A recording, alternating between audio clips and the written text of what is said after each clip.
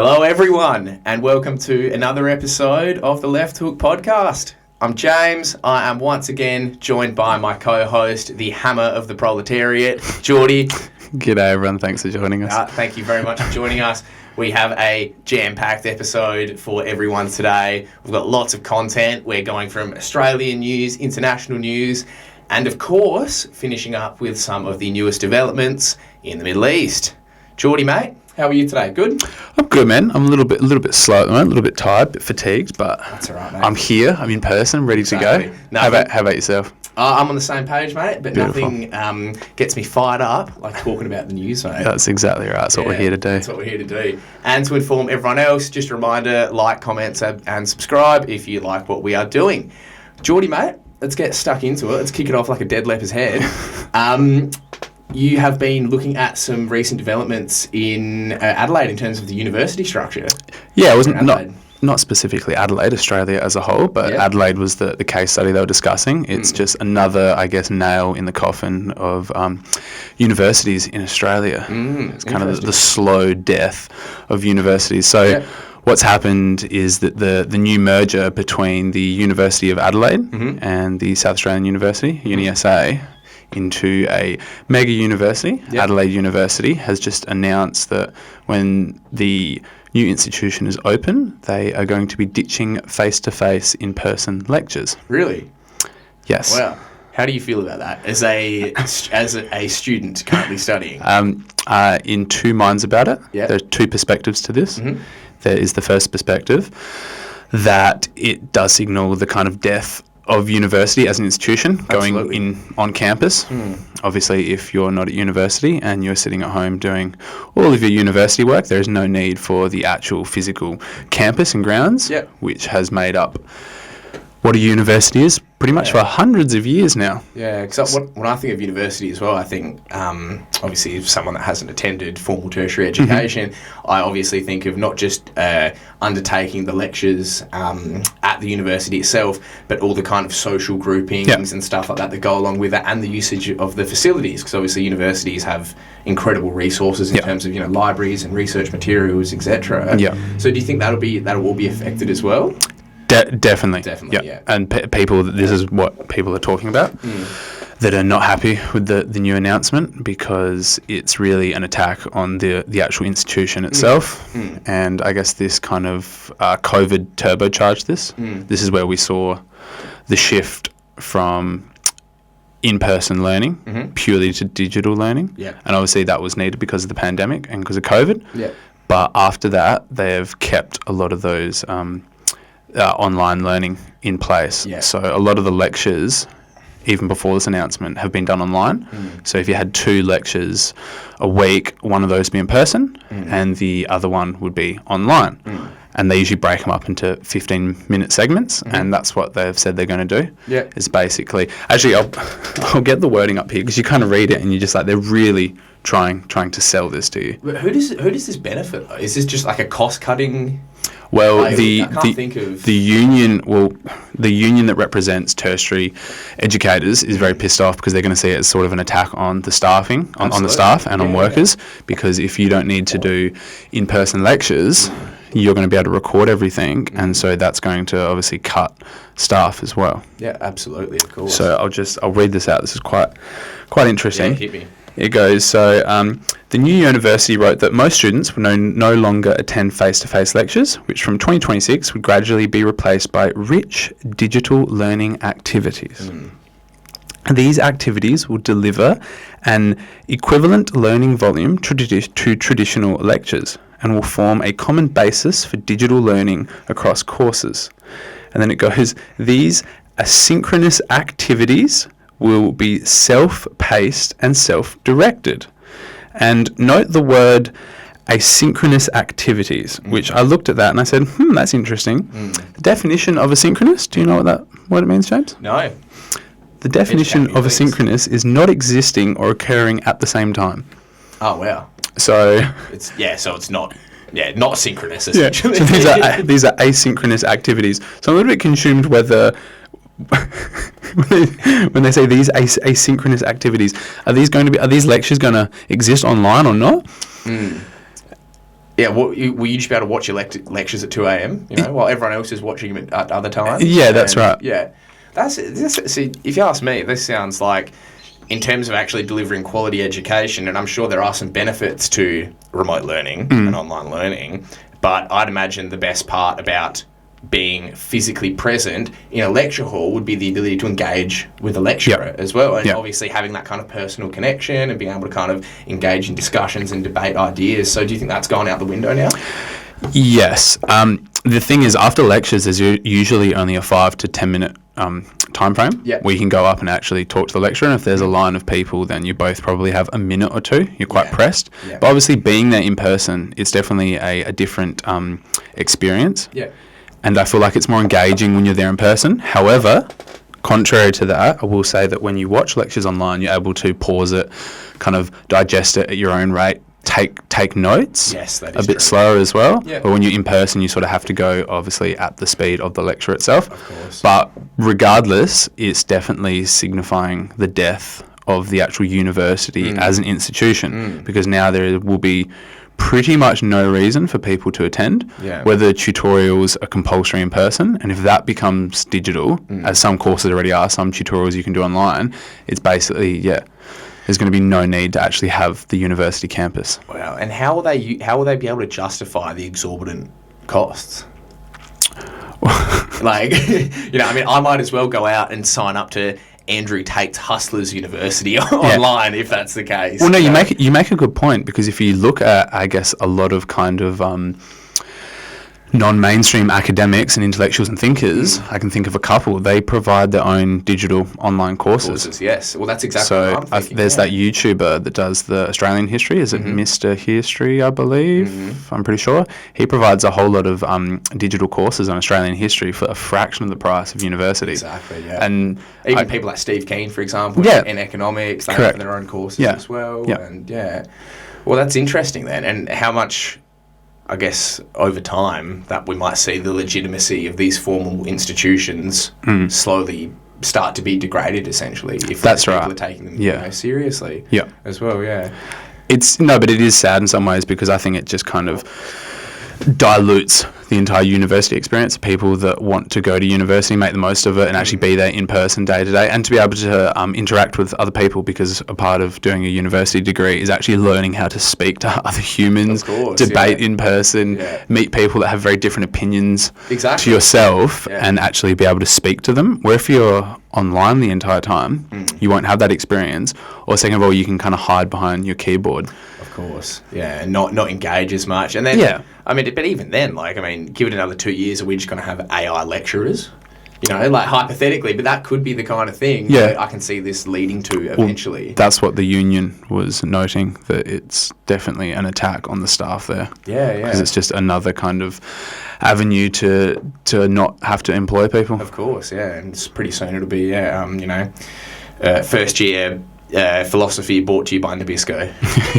Ding, that's right. That's horrible. I'm going to offer a really cynical point of view with this one, but do you think this may or may not have something to do with, especially recently, worldwide, we've seen large protest movements protesting things that we are supporting in the global sphere, primarily, again, these institutions and their support for the Israeli apartheid regime. And obviously, one of the main kind of thrusts of protest has been at university, specifically like the on-campus sit-ins. I'm just being super cynical here. But do you reckon, obviously, that won't exist anymore if no one's on campus? Yeah, that's an element of it for sure. Because the universities have always provided an avenue for people to attack and critique the corporate establishment and the state itself. And there's always been that animosity, especially from the kind of ultra right wing here in Australia, to defund the humanities, defund the universities, and especially after the kind of radical movements in the 60s and 70s. They've always seen the universities as being hostile towards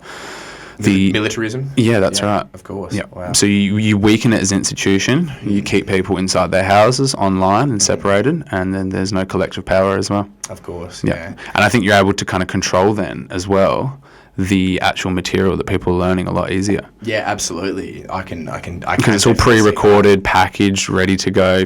Or at least if you're in person, you're able to, for example, a lecturer, and I've had this a few times, they get up and just say the most abhorrent shit that is just ridiculous. At least then you have the opportunity to challenge them and to also challenge them in front of 30 or 40 other people. And push the ideas. That's right, yeah. Have the open debate. Yep. Which, again, when you ask me, that's what I think university should be, is that open discussion, essentially, yeah. Well, look, grim tidings, mate. It's looking grim. We do have a shortage of trades, though, so if anyone wants to go and destroy their body for a trade career, that is also an option. Fantastic. Also, you were telling me as well about the recent meeting of the Quad. Yeah, so there's been some developments with the Quad, which I've mentioned previously on the show. The Quad now, for all our audience, is the international security arrangement that we are a part of. Yeah, so it's the diplomatic dialogue. It's not actually a security agreement in person. It's purely just the leaders of the 4 countries in the Quad, which is the United States, Australia, India and Japan. They get together. It sort of died over COVID, and then they've just tried to resuscitate this dying corpse. Yeah, that's right. And so it's the anti-China. Yeah, it's the anti-China. Yeah. That's exactly what it is. Yeah. It's to confront China, and it's purely it's a form of soft power in the sense that they're trying to use diplomatic dialogue and not actual overt military force. Yeah. To confront Chinese influence in the Indo-Pacific. Yeah. And what I found really fascinating about this, because as I've said, it's purely a diplomatic dialogue. But was Joe Biden there? Yes, it was. So it was held in Delaware. He is still alive. He is still alive, correct. Of course, yes, he's still lucid and able to speak. Yes, so obviously we're engaging in an international diplomatic group, which is kind of based around the Indo-Pacific region. Yep. However, this is being hosted in Delaware. That's right, correct. Course, yeah. And Anthony Albanese was there. And something really interesting, though, came up when I was reading the article about this. And it said the leaders agreed to step up maritime cooperation, including plans to conduct joint Coast Guard operations in the Pacific next year. Ooh. So this is where this purely diplomatic event is now pivoting to an actual military alliance with boots, or in this case, ships. In the ocean. In the ocean, yes. That's right. And it goes, a senior US official said that this would mean having Quad partners on American ships in the South China Sea. So that means we'll be on American ships. Correct. We'll have Seppos on our ships. Yeah. Well, no. It just specifically said on American ships in the South China Sea. Oh, cool. Yeah, because let's be honest, I don't think Australia or even India has... I don't think our naval capacity is going to have anyone quaking in their boots. So. No, and America already is sailing warships through the Taiwan Strait and all around the South China Sea, trying to provoke China so we might as well contain jump aboard, it. And we will just be, sending... but they didn't specify who, so I'm assuming we'll be sending members from our Navy and our armed forces onto a ship, and we'll just have an amalgamation of flags, so like the Japanese, Indian, Australian and US flags. Yeah. Which is an interesting collection when you think about history. Yeah, it is a very interesting collection. And even you think about actual kind of geopolitical positions these days, it's also an interesting position. I guess this kind of ties into AUKUS as well, which is something that we have, discussed and covered pretty consistently on the show. Obviously, which part of that is actually the further integration of the militaries. Yeah, that's right. In terms of their actual operational capacity, in terms of working together. So I guess this, as an extension of that, just kind of furthers that. Yeah, I'll just quote from Anthony Albanese here. He said that the 4 countries would have personnel on perhaps a single vessel, and then he said, it's about identifying what's going on in the maritime areas. He said, noting illegal fishing and other outlawed activities are taking place. So they're going to hide this behind just like, we're patrolling the waters, going after pirates, just illegal fishermen. Oh, look, a Chinese warship attack. Yeah, cool. So there's obviously, And alongside that, they've announced as well more kind of vaccine diplomacy and stepping up more vaccines to the Pacific nations as well, that Australia will be leading that. Is this, COVID or just... No, so it was... just like polio and... No, it's for HPV to prevent cervical cancer in more countries, which obviously, in my opinion, is great. I think we should be obviously providing aid to our Pacific nations, helping them build their health sectors. Yeah.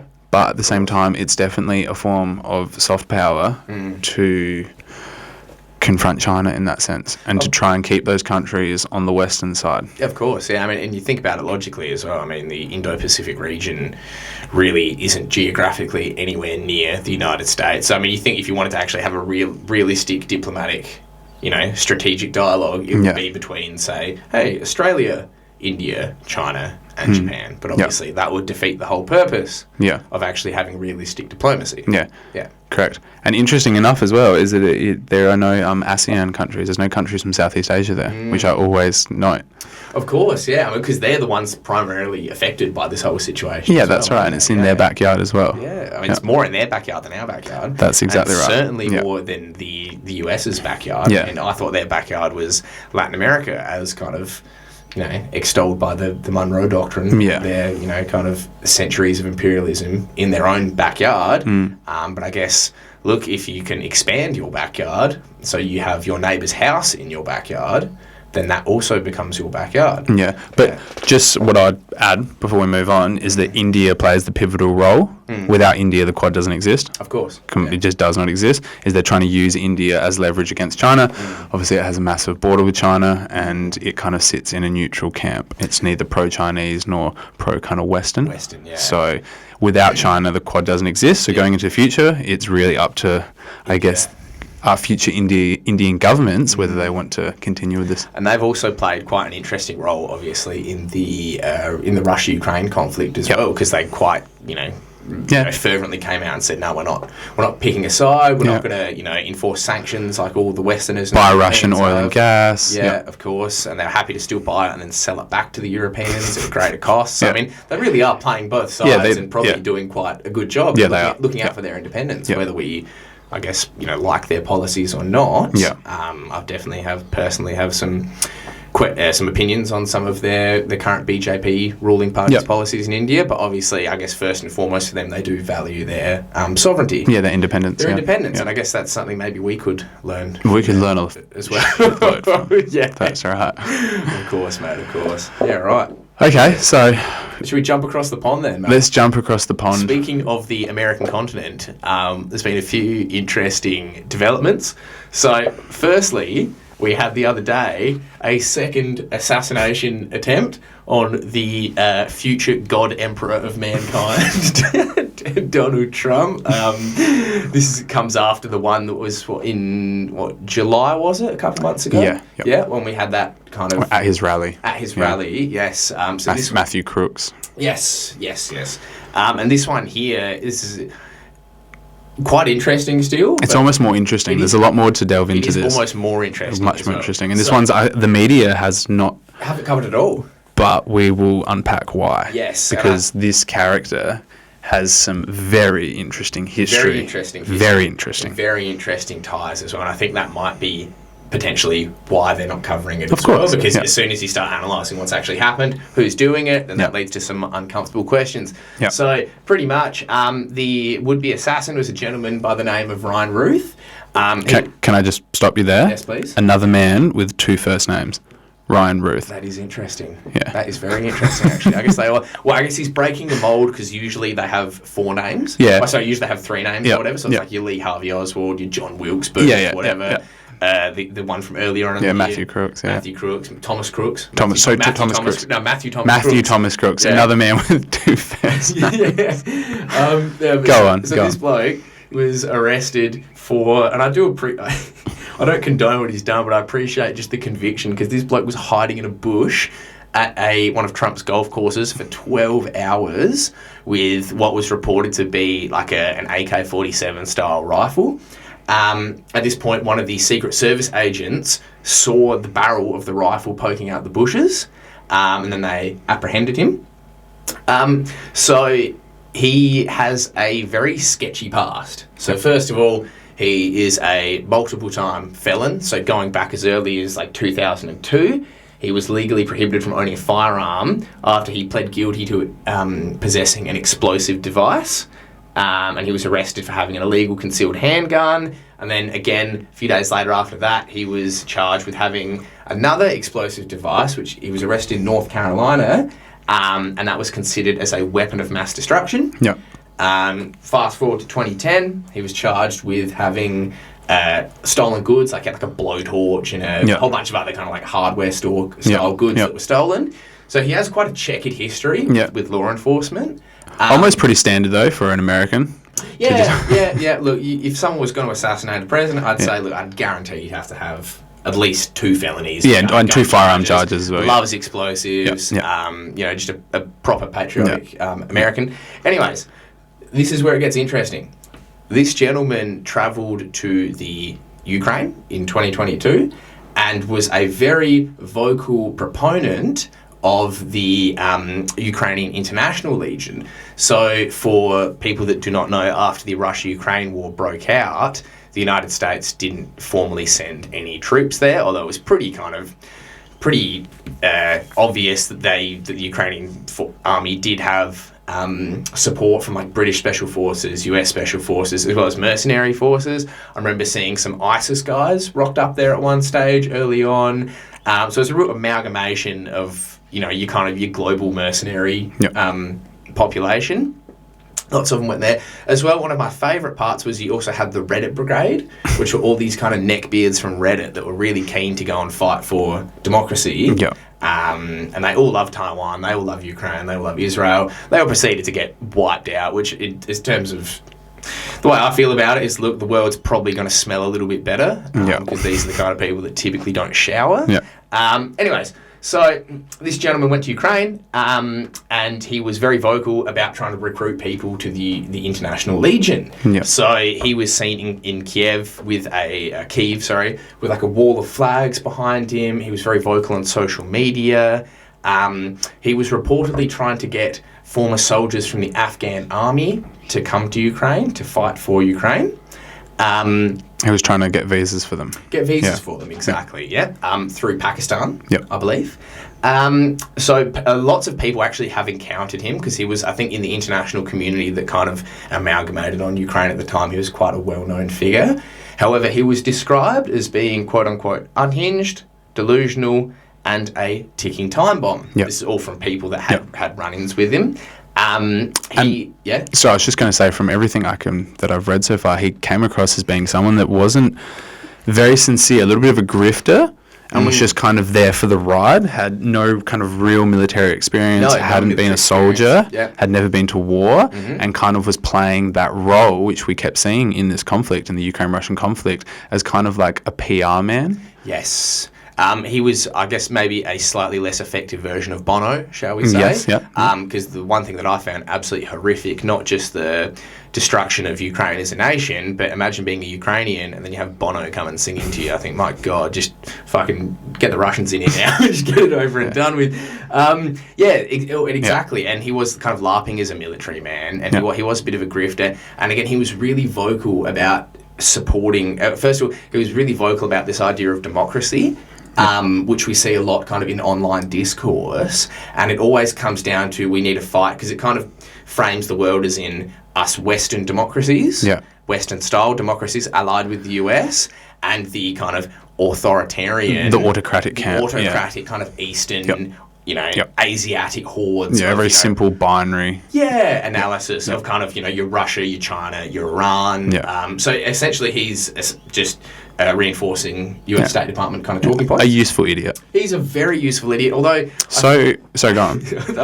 I'm not sure if this ended up with him being really useful or not really useful, depending on this assassination attempt as well. But he had a visceral hatred for Russia. So he was apparently reported, people heard him saying that he had discussed openly about assassinating Putin, blowing up Putin, and et cetera, et cetera. Interestingly enough, apparently there were at least 4 tip-offs received by the FBI and the Department of Homeland Security about the potential dangers posed by this gentleman. Because we did have as well a lot of kind of interesting things that happened in the Ukraine conflict, where you'd have not just this guy, but you'd have people that had committed murders. Like there was one fella who was like an ex-US soldier who then I think killed his wife or something, and then was somehow just ended up in Ukraine. So you've had all these interesting people. You've had lots of white supremacist groups from around Europe and the United States as well, and lots of these gentlemen, even though they're dangerous individuals, and I'm sure they're on watch lists, but then they all ended up in Ukraine. Yep. So it makes you think the US intelligence services, how much do they know? How much do they not know? And again, as if these people are useful idiots, how much of it is directly at the instruction, or maybe indirectly at the instruction of some of these kind of shadier aspects of the intelligence services as well.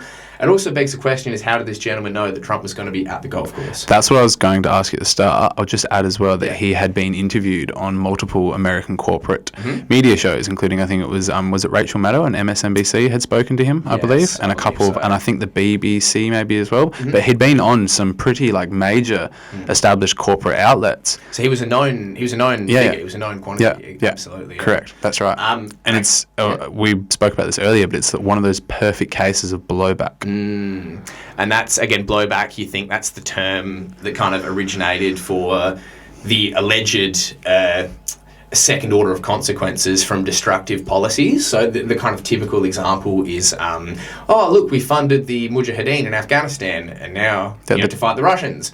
And then, 9/11 happens. Here's the Taliban. Where did they come from? Yeah, we have to occupy the Middle East for 20 years, you know.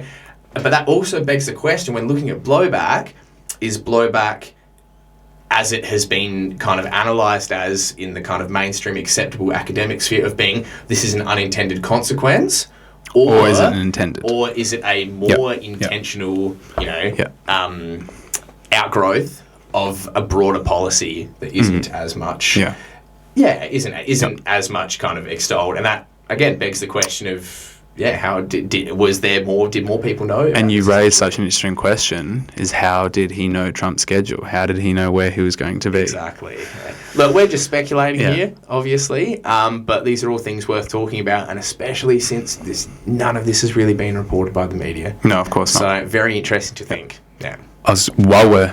While we're speaking about assassinations, this is a good segue into another assassination attempt, which also has not been covered in the media very much. No, barely at all. I'll be honest, I did not know about this until you mentioned it. Well, I think it's one of those things that there's probably 10 of these going on a year, at least, in this specific country, just because of its position and its kind of...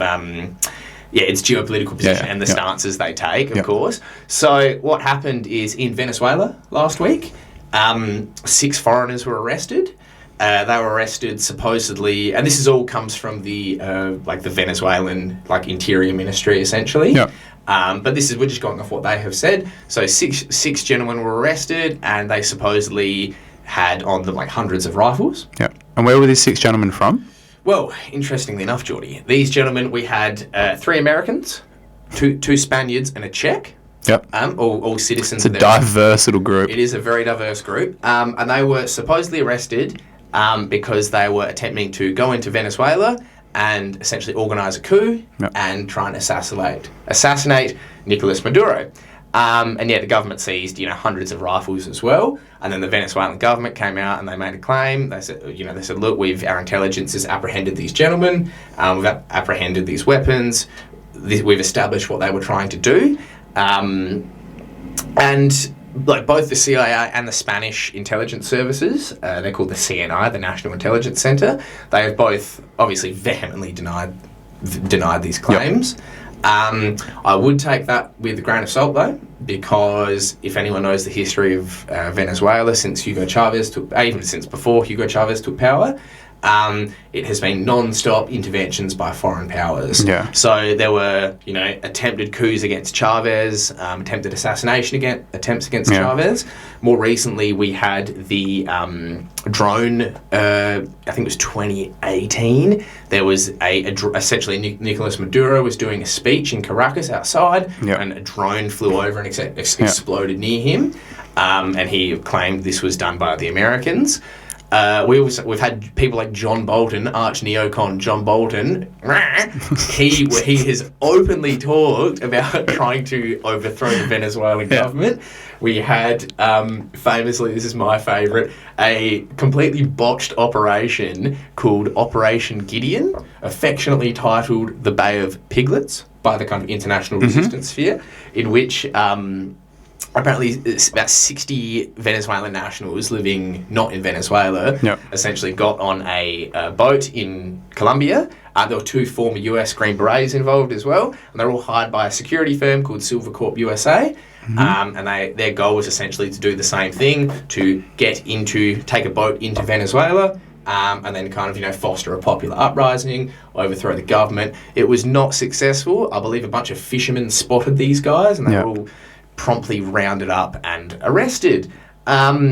Can I just add something here? Well, this isn't new. No. And I just want to add a little bit of context to the name there where you said the Bay of Piglets. Of course. Which is obviously based upon the Bay of Pigs attack, which was in the 1960s when America tried to invade Cuba. Of course. Using Cuban nationalists, very similar to what they tried to do in Venezuela. Of course. And we'll just add the 50 attempts on Fidel Castro's life. Like 500. Sorry, 500 was it? So I was being very conservative. No, very conservative. Yeah, there's been an insane amount of attempts on Castro's life specifically while he was alive. Yeah. And I think it just shows you can't, speaking about the United States' backyard, which we were discussing earlier, you cannot go against the will of the hegemon. Or try and be an independent country. Or try and be independent in the backyard. And we see this time and time again. Anytime there is a vaguely progressive, independent-minded leader in Latin America or Central America or Brazil, there is always external and internal forces utilised against them to oust them from power. Sort of saying that, name a country, literally name a Latin American country, and this has happened. We've had Arbenz in Guatemala. You've had Torreos. You've had Panama. You've had Manuel Noriega, who was the CIA's absolute man in smuggling cocaine when he started to get a bit too nationalist. Bang, we had to invade Panama. This is just kind of standard run-of-the-mill. Correct. So it should be no surprise that they tried to kill Maduro, especially after the recent elections where he was elected. After the recent elections, of course. And when they say we have not had anything to do with this, you need to, if you believe that, then I have a vaccine and a massive bridge and a boat full of Venezuelan nationals to sell you. Exactly. Right. But it's funny because the Spanish officials and the CIA both came out and they said, look, we had nothing to do with this. However, we support a democratic solution for Venezuela. So apparently Nicolas Maduro winning the popular vote a few months ago wasn't democratic enough. There has been some disputes about this as well, which is, look, it is fair enough. However, Venezuela, to my knowledge, actually has probably a more robust voting system than the United States, just in terms of the checks that you have to go through before placing a vote, after placing a vote, etc. Yeah, that shouldn't be hard. I'd say the United States is like a third world electoral system. Yeah, dude, you shouldn't take... It really did it for me when it took them how long to count up the votes in the last election. And then Brazil, which admittedly doesn't have as big a population, but still over 200 million people, and they had theirs sorted by the end of the day, essentially. But, again, interesting to note as well that during this whole election season in Venezuela, you had a US security-linked polling firm, essentially, were the ones that originally made the claims that they said, look, based on, I think it was like exit polls or pre-voting polls, Maduro's not going to win. And obviously they were and that was all the evidence that was really had, essentially. Yep. But that has led to a bit of a diplomatic kind of crisis in Venezuela. You've had lots of even more moderate countries in Latin America. You've had Colombia, you've had Brazil, a bit more on the progressive side. And they've come out and said, look, we do need to see a bit more kind of substantiation to this claim of winning the votes. And to my knowledge, there hasn't. I believe the Venezuelans have kind of said, well, look, you worry about your stuff, we'll worry about our stuff. However, the way I see it as well is that the Venezuelan government still would not be in power if they did not have popular support, considering the amount of money and resources that the kind of imperialist global community has put consistently towards getting them out of power. Including this assassination attempt. Including all of them. Yeah, mate. Yeah, so... quite interesting. And I guess the story will be unfolding, but we just pay attention. Oh, and as well, the Spanish government just offered the opposition candidate who lost the most recent election, Edmundo Gonzalez, they offered him asylum in Spain. So it tells you... Good on the Spaniards. Good on the Spaniards, yeah. It kind of shows you where the alliances are. No, it does, scenario. Yeah, mate. Recently as well, Jordie, moving to a different part of the world and a different kind of crisis that is unfolding that we talk about a lot, we have obviously our Foreign Affairs Minister, Penny Wong. Mm-hmm. Yes.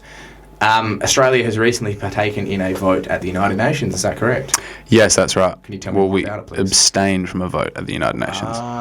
So we participated without actually participating. Yeah, as Australia often does. Yes, standard, of course, yeah. So, just really pushing our virtues onto the rest of the world. Yeah, so basically what happened was there was a motion at the United Nations General Assembly, pushed forwards by the Palestinian delegation, which is the Palestinian Authority, which we should just, for the context here, add they are sort of kind of like a collaborator kind of. Yeah, sort of like how the Vichy government in France during World War II, which was pro-German. This is kind of the very corrupt and pliable Palestinian government, which is allowed to represent Palestine at the United Nations. But I will say that they have been standing up for the rights of Palestinians. Which I think is important, and they put forward a motion, which was it was a Palestinian resolution demanding Israel end its unlawful presence in Gaza and the occupied West Bank within a year. That is very moderate. It was very moderate. So what had happened is there was the previous, just a couple months ago, the ICJ ruling. Which had ruled a similar thing, that the Israeli occupation was unlawful, and Australia took note of that. And what they said, the reason that we didn't vote for this specific motion was because it didn't relate to the ICJ's ruling. Is that this was a bit more of a push to kind of sort of develop that a little bit further and turn it into national law. And so Australia's ambassador to the United Nations, James Larson, said it had several concerns with the resolution, which was deeply disappointing. And we shall note here that Australia also wanted a resolution that clearly offered the Palestinian people a path to self-determination and gave the world a path to a two-state solution. So they said that this push was kind of undermining a two-state solution, and that most of the points that were put into it, that it was to ban weapons going to Israel, to sanction Israeli settlers, which were things Australia has already done. Yes. We spoke previously about the 6 settlers, which had been sanctioned. 6 out of 700,000. 6 out of 700,000, and that Australia doesn't export weapons to Israel, which, on a technicality, is true. We don't export weapons. We export weapon components and spare parts for their fighter jets. Of course. Yeah. It's like certain little mechanisms. Certain little mechanisms. Yes. That's exactly right. Of course. But it's like all I was going to say is that it really highlights Australia's topsy-turvy, gutless position on these things. It really is, isn't it? Is that we sort of sit in this stagnated position where we support a two-state solution, and then anytime the Palestinian Authority or there's any sort of push within the United Nations to actually move towards that, which has to involve condemning Israel, sanctioning Israel, them being removed from the territories they occupy. Which is illegal anyway. Correct. But any time that Australia has to actually commit to that, we go, we support a two-state solution, but if we actually have to do anything to kind of make that happen, we don't know. Yeah. But that seems like, again, that resolution, which ending the occupation and like siege on the West Bank and Gaza within the next 12 months, that sounds super moderate. I mean, they can still keep bombing Palestinians for the next 12 months. Yeah, that's right. Like, it's not, they could feasibly get away with their entire ethnic cleansing within the next 12 months. That's exactly right, yeah. And how many countries voted for? Like, it's a pretty, a fair, correct me if I'm wrong, I'm sure you have the figures there, but there's a fair portion of the world voted in favour. Out of the 196 nations at the UN, 124 voted in favour, 14 voted against it, and I think it was 43 abstained. Yeah. So the motion passed. Yeah, of course. But that being said, I mean, it's like every time there's been a UN kind of vote on condemning Israel's practices, it's not like they've ever, done it. It's not like it's ever actually caused them to change of course the not. way Of they course act not. anyway. I do have what I want to talk about though about this, which I thought was really interesting, was that Penny Wong went on the ABC radio for an interview, and some of the things she said I just thought was mind-blowing, to say the least. Yeah. So basically, as the interview started, the radio host said, firstly, and this is something we're going to discuss in the next segment, this is really the highlight of this week's show, is about the exploding pages in Lebanon. Yeah. And so when Penny Wong was asked by the radio presenter, she said, "First, this latest wave of exploding devices. What's your reaction to this?" And in true Penny Wong fashion, what do you think she said to it? She probably said, "I want them to explode more devices." No, the first thing she says, she goes, "Well, firstly, obviously, Hezbollah is a terrorist organisation supported by Iran and is listed as Australia as such." Yeah. Just straight out the bat. Straight out the bat, of course. She has to preface all of her, kowtowing to the apartheid state first by just justifying it. By just justifying that Hezbollah is a terrorist organisation, of course. Yeah, without actually going into the details that Hezbollah exists within Lebanese society as a civil organisation. It has its own hospitals, as a political party and institution. This isn't just a militant group sitting in a building. Yeah, it's not like actual real terrorist organisations like, ISIS or Al-Qaeda or any of the other ones that received hundreds of billions of dollars of US and Gulf state funding. Anyways, please continue, Jordie. You've got to be carried away. And they're always treated as a Iranian proxy. Of course. They have no agency. They're not independent. They're not Lebanese. They're not Lebanese nationalists fighting for their own country. They are simply an Iranian proxy. Anyway, back to this wonderful interview. Yeah. And the radio host said some human rights groups have said that this is a form of state terrorism. And Penny Wong literally just went straight back to what she said. Look, yeah, we do recognise, as I said, Hezbollah is a terrorist organisation. Yeah. And then she went on to say, and we recognise the unique security circumstances of Israel. Having said that, we are concerned with all this violence. Yeah. Well, cannot call a spade a spade. No. She cannot do it. But she said the magic word, concerned. Concerned. They're always concerned. So concerned. Yeah. They're incredibly concerned. And, it touches my heart that the leaders of our political class can feel concern at this wanton slaughter. And what I'd also just say, and this is interesting, and this comes into the sort of language that Australian politicians and diplomats use. And I do think it's not conscious. I do think these are like Freudian slips. Because what Penny Wong said was she was concerned that there is a cycle of violence in the Middle East. We continue to see civilians in Gaza lost. We obviously have seen civilians attacked in Israel. So Palestinian civilians in Gaza are just lost. They're lost. They slip and fall under a building and just unfortunately pass away. But civilians in Israel are attacked. And I just find the language they use is so fascinating. Yeah. Oh, dude, but that has been the modus operandi of all the Western media the entire time. But this is our foreign minister, and what I'm saying is I don't think she consciously does this. I think it's just a part of her brain that Palestinians are unworthy victims. And the Israeli civilians are worthy victims. Victims, of course, yeah. And that's been how it's been phrased the entire entire time. Yep. I remember there was one where there was an aid truck that was allowed into the Gaza Strip, I think, to deliver like sacks of rice or something. And the Israeli apartheid occupation forces opened fire on all the civilians clamouring around, for the flour. Correct, yeah. And like over 100 people were killed. Yeah. And then the headlines were like, paraphrasing, but chaos in Gaza Strip as civilians die at like aid checkpoint or something. Yeah, I was just like, they just die. I tripped over on the way to get my sack of rice to feed my starving family and I just died. But look, at least she's concerned. She is concerned. She is concerned. So this is a perfect time for us to segue into this act of, let's call it for what it is, state terrorism that happened last week.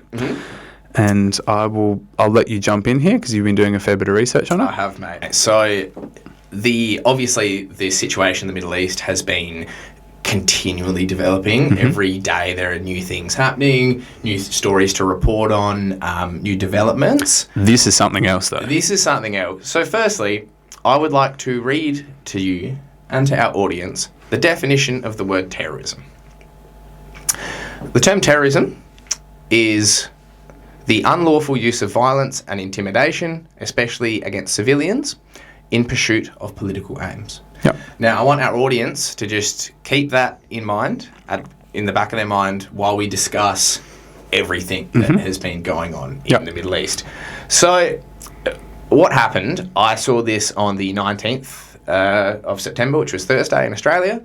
I read the newspaper, and I also woke up and checked, check the feeds and check the socials, and you see what's been reported on. And this is pretty groundbreaking. So what's happened is pager devices. To anyone that's young, you might not know what a pager is. It was kind of like pre-mobile phone technology back in that dark age where your brain wasn't just getting buffeted by a fucking screen your entire life. A pager is essentially like a small device where you can essentially like send messages to people and receive messages, like super rudimentary. What happened is on this day in Lebanon, over 3,000 pager devices just exploded, right? So these pages had obviously Hezbollah being a group kind of under siege and with very tight security. They don't use mobile phones. They're not just sending text messages, about their plans. They're not doing TikTok dances like the Israeli army. So they're using more rudimentary methods of communication, specifically pages. So I'll just add they'd moved away from mobile phones last year because they realised that they were being tracked, and so they thought the pages would allow them to not be tracked. Yes, and have a more kind of indiscriminate way of communicating. Yeah, of course. So what happened was these 3,000 devices, which were reportedly in the possession of Hezbollah, of Hezbollah members, exploded across Lebanon and Syria. So this has killed dozens of people. It's injured thousands of people as well. Here's the thing, though. If you distribute a civilian good, like a civilian consumer product, that is going to be distributed into the wider society. So you're not going to be able to guarantee that when this device explodes, it is going to be killing the targeted personnel. Now, that's never, I don't think, ever been an Israeli military imperative in the past. However, this exploded, and there's been footage all over the news. You see people in markets, people in shops, people walking down the street. There was a little girl that was killed when she looked at a pager. She had her father's pager. Yep. So it just essentially blew up. And this is a huge bloody deal because the Israelis will give it to them. They are very, very cunning. And the Mossad has always had this kind of myth, this kind of mythical aura of just the most ruthless and the cunning intelligence. Cunning is the only way. The perfect adjective. Mossad being the Israeli intelligence services. Intelligence services, yes, have always kind of proliferated this mythology about themselves that they are just the superior intelligence services, and with good reason. With good reason, because they are one of the few intelligence services that openly, brazenly goes around the world, assassinations, unlawful extraditions, etc. So what happened was that these 3,000 pages were essentially sourced, supposedly, this is all speculation, but this is kind of what we can glean from the information we have so far. These 3,000 pages were sourced via a Hungarian company. Each one of these pages was fitted with 20 grams of high explosives. It's still speculated what the actual detonation mechanism behind this was. So apparently, it's reported the explosive used was called PETN, and apparently that is very unstable and can be ignited with like a heat source or a spark. These pages were manufactured supposedly by a Taiwanese company. However, the Taiwanese company announced as soon as this happened that, no, we actually sold this license to a company based in Hungary. And upon further investigation, it's kind of been revealed that this company in Hungary is like a front company. It doesn't really exist. It's also important to note that these pages have supposedly been in circulation in Lebanon for over 5 months. So again, that adds another question, which is why did they do this now? And what was also interesting is you can remember that Hungary is a very close ally of Israel. Viktor Orban has been a strong advocate of the ongoing slaughter and of Netanyahu. Of course, and they both. Hungary is a huge buyer of Israeli security technology. Hungary has quite a right-wing policy in terms of immigration and kind of border security. It's kind of that reactionary politics that has left Viktor Orban as essentially allowed him to maintain his grip on power, and so they purchase a lot of their border security, AI, facial recognition, drones, etc., they all get that from the Israelis. So there is a very close tie there. I'll just add the reason there's a close tie is because of history, because there was lots of Hungarian Jews that obviously went to Israel after the end of World War II, so there is a kind of a historical connection and relationship there. Of course. And again, it comes down to...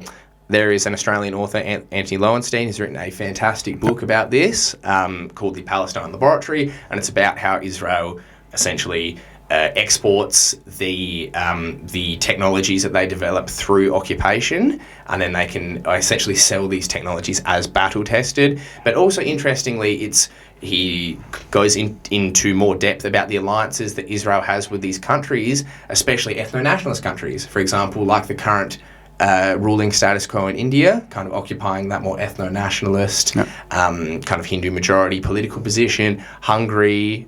So it's quite interesting because it's not just a straightforward kind of like racial thing like you'd think of course. So 2,000 pages exploded. 3,000, I believe. 3,000. Yeah. And then the day after. What happened was another series of explosions rocked Lebanon, but this wasn't just limited to pages. This was walkie-talkies, microwaves, like radios, a whole bunch of other devices.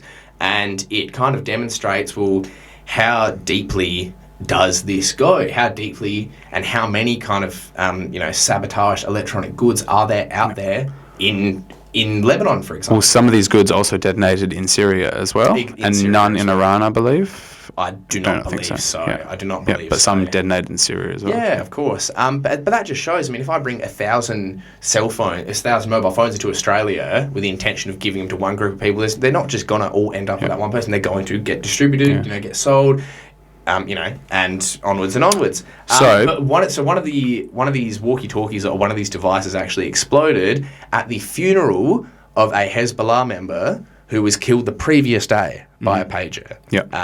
Which I thought was quite an interesting thing to note. And the way the Western media, especially in Australia here, framed it was abhorrent and disgusting. There was headlines like ring ring hello and like ring ring boom, and the one I saw was paging all terrorists. And that was the headline, but even in the kind of the subhead, that was a big full page spread on the Advertiser, my favourite piece of toilet paper. And there's massive full page spread, paging all terrorists, but in the actual sub-headline, they just said, X amount of people have been killed. So they had that as a headline, but even they couldn't allow them to admit or, even go any further saying they were terrorists. They just said, people have been killed and children have been killed. And as we just talked about previously, is that Hezbollah is embedded in the Lebanese society. They are a parliamentary political group. They exist within Lebanese society. They're not just this isolated group sitting in a building somewhere. And they do have widespread, quite popular support as a resistance movement as well. And this is the reason. One of the reasons this is a big deal is because we've never seen anything like this happen in the world. So, your nana could be, doing her clothes washing in her laundry and her washing machine explodes. This is truly an unprecedented thing. Did you check these microphones before we started recording? Shit, get out of here! I think no. Again, no, but seriously, we're talking shit, we're joking, but that's a serious concern. Is that consumer electronics now, all of them have the potential to explode. And considering how integrated these devices are in our daily lives across everywhere in the world, this sets a huge precedent. And I think it's going to be interesting because in the future, we're already seeing the kind of technology divide between the East and the West. With, for example, we're not allowing Huawei phones, Huawei technology to be, and that's kind of part of this economic war that we're waging with China at the moment. But I think this will further increase that divide because you're going to have people in other countries saying, well, hang on a second, I don't want to buy these goods from these companies when they could potentially explode and kill me and my family. And it really set a precedent in warfare, and in terrorist warfare. Exactly. Let's be honest, all of the pundits and commentators here in Australia said that it was a targeted attack on Hezbollah militants. Well, it wasn't, because they had no idea where these pages could be. They could have been in a hospital. They could have been on an airplane, on a domestic airplane. There was no way of knowing where these devices were. So hence, when they exploded them, there was a little girl, a 4-year-old girl, that was holding her dad's pager, which killed her. And there was lots of young men in their 20s that had picked these devices up after hearing the initial text message, which set them off, and were near their faces. And when they exploded, they lost both their eyes eyes, abdominal wounds, stomach wounds. Massive. It was. It's a mass it is a casualty event because that's going to be thousands of people in one day that are going to be crippled for the rest of their lives. You know? And that just clogs up the already strained healthcare sector in Lebanon. So it has done. I guess it has done damage. It has done a lot of damage, One thing I think that is kind of funny is if you take the Australian, because our media has just been lauding the sophistication and the precision of such an attack. Let's play devil's advocate. If they are really capable, again, this advanced intelligence service, and they really are capable of having such a targeted, sophisticated attack, why have they spent the last 11 months just carpet bombing civilians? Yeah. You know, that's just, again, food for thought, because they hang themselves with their own rope that they give to you rhetorically. Yeah, that's right. But they obviously use these kind of actions of terror to wage terror on the Palestinians and the Lebanese as well. And the Lebanese, And it's interesting to note why. I've heard a couple different reasons why they did this now. I've heard one theory is that because you think this would be the kind of thing that would be more effective if you were actually engaging in like a frontal assault. Yeah. So if you were engaging in mass military mobilization and you were essentially having an operation going forwards over the border, that would be the perfect time to do it, to disrupt defenses and sow chaos, etc. So one of the theories is that they knew that they were found out. And so before they lost this opportunity that they've had for 5 months and probably been a year-long operation, they just decided to detonate it. Another theory that I've had, which again seems a bit less feasible to me, is that specifically the cyber intelligence unit of the Israeli Defense Force, which is Unit 8200, is what they're known as, is that they kind of did this without authorization as a bit of an FU to the Israeli government, saying that we have the power to do what we want here and we're going to carry out this operation that we've been planning for a long time. And all this information is coming from a New York Times investigation. Oh, yes. That's where it's all coming from. Well, I originally saw a lot of stuff that was talked about on an Israeli talk show in which they cited an Al Jazeera report, which is also interesting as well. Because in the New York Times investigation, they said that Hezbollah had figured out Oh, there you go. That some of that the pages had been tampered with. Yes, of course. Yeah. And again, that would be a good reason as to why they just chose to detonate them. Now, so everyone just keep in mind that definition of terrorism that we supplied you with at the beginning of the segment, because it will be hopefully more and more relevant, obviously, as we go along. But these pages weren't the only incident in the past week. There's been so much stuff going on, man. Yeah, let's condense it, though. Let's condense it. So, 15th of September, so this is before the pager attack, the Ansar Allah forces in Yemen, also known as the Houthis, launched what they claim was a hypersonic missile, which struck Israel right in the heart of Tel Aviv. Yeah. And a hypersonic missile flies at about Mach 10 to 14 times the speed of sound. Insane speeds. However, I've had other people claiming that it wasn't hypersonic, but a supersonic missile. Yeah. So maybe it falls into that kind of that lower category. Only 4 times the speed of sound. Not 10 times exactly. And that's based on the fact that obviously Yemen, just as being quite a economically and technologically underdeveloped nation, might not just necessarily have the capabilities to deploy hypersonics, even with collaboration with Iran and Russia and China, who do have them. This missile travelled 2,000 k's in 12 minutes, and it was incapable of getting shot down by the lauded Iron Dome or the David Sling, whatever they call it. But it also demonstrates, one, the capabilities of Yemen, and it demonstrates, two, the vulnerability of Israel. So Yemen, we've talked about Yemen before. They've been among the staunchest supporters of the Palestinians. There haven't really been any nations, any state actors that have been openly taking direct action to prevent the genocide. Yeah. So famously, they obviously blockaded the Bab el-Mandeb Strait, which leads into the Red Sea, which is a major source of revenue and shipping, bringing goods into Israel. They're the only country that's had the conviction to adhere to the West's idea of R2P, which is the right to protect.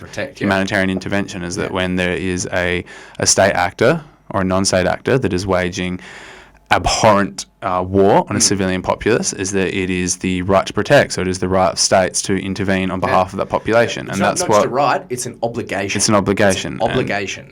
And this is what's taught in Introduction to Politics at university. Absolutely, yeah. And this is what the Houthis have decided. It is their obligation to protect the Palestinians and wage warfare on the Israelis. Economic warfare. Economic warfare. And now they've launched a subsonic or hypersonic missile into Israel. And so they have shown that it does not matter if we are literally one of the poorest, most impoverished nations in the world. We'll stand up for our convictions of what we believe is right, which is quite heartwarming in my opinion. Yeah, and in what I'd say is in the last ceasefire as well, when there was that brief ceasefire and a hostage exchange, I think it lasted 10 days, the Houthis stopped attacking. They did, unlike the Israelis, correct, who initiated firing once again. Go on. So it's pretty awesome, to be honest, because they've managed to blockade this crucial shipping lane.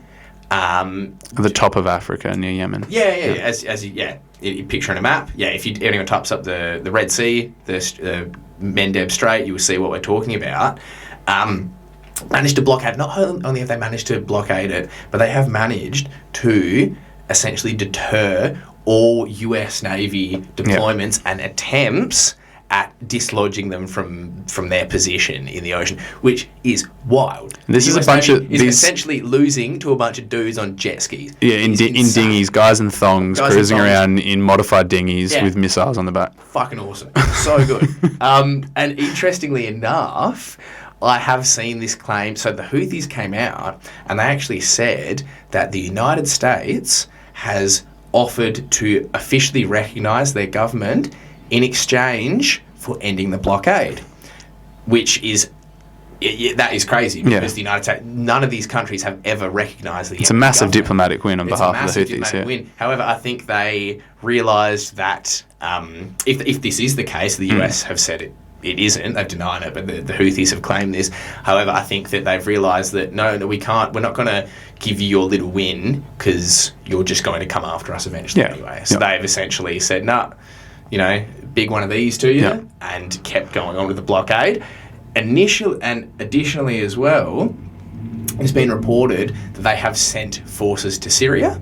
And they are now engaged in an operation with the Syrian army and various kind of the Syrian and Iraqi militias as well that are part of this kind of greater resistance axis. However, it is said that they have deployed over 100,000 people. So that is a wild. So there was this missile launched into Israel. Yeah. There was the pager attack, so the pager exploded. Yes. And what else? We've also had essentially an increase in hostilities on the Israeli-Lebanese border. Not only the Israeli-Lebanese border, but also every time this heats up, it draws the media attention away from the Gaza Strip and the West Bank. So Israel ramps up their brutality against the Gaza Strip and the West Bank. So we've seen schools getting bombed. We've seen an increase in settler violence, essentially, in the West Bank as well. And here's something that's interesting to note. Over the last 11 months, across all the cross-border strikes between Israel and Lebanon, 80% of them were Israel attacking Lebanon. 20% were people on the Lebanese side responding. So this shows incredible restraint. But yeah, it is heating up. So I think, as we've discussed before, the Israeli strategy is just to keep pushing for escalation. And this is what this whole pager explosion was probably a part of, was to provoke the Lebanese into a war. Exactly. Like all these, they do these things, and you think, what? It just does not. It defies belief, knowing that in the region they actually don't have strategic dominance. You know what I mean? Apart from the nuclear aspect. But it makes sense when you consider, hey, look, we're going to keep pushing, and then eventually, when we get hit back even harder, we're going to get our big brother, the US, to come and sort everyone else out for us. And I think that's obviously Netanyahu's wider goal. That's the wider goal of their policy and the direction that it's going, and they don't know how to take a step back. They don't know how to put their foot on the brakes.